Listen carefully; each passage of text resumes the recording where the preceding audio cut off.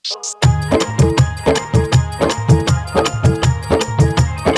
गे अम्बाली की रे कहलियो की अरे 1-2 किलो हमरो द दे। हट लफुआ डीजे मिठू राजा पटसोनी।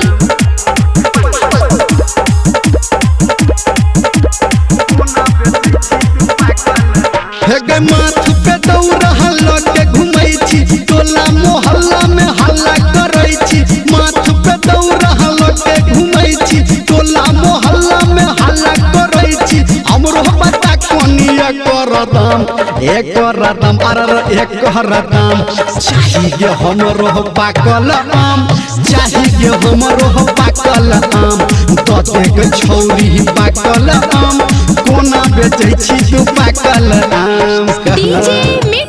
डीजे मिठू राजा पटसोनी। मां गायत्री रिकॉर्डिंग स्टूडियो।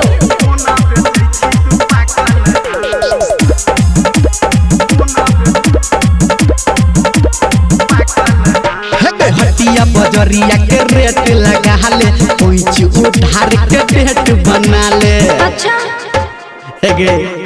हटिया बजरिया के रेट लगा ले पैंच उधार के डेट बना ले। लोटे तराजू सामान जोखै छी रुपया कौड़ी के ध्यान रखै छी। हमरो पता कोने एकर दाम चाहिए हमरो पाकल आम चाहिए हमरो पाकल आम दते के छौरी पाकल आम केना बेचै छी पाकल आम। बात मिठू राजा पटसोनी।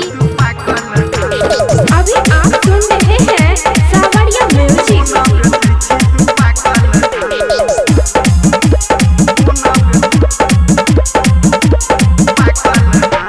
10-15 दिन आम के सीजन छै कहू रमलिया सुखल जमीन छै तैला के अखने बेच ले।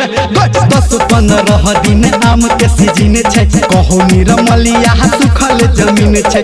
दो दिन हमरा तू चुन के लो ले न पैसा तू गिन के कर खत्म तू अपन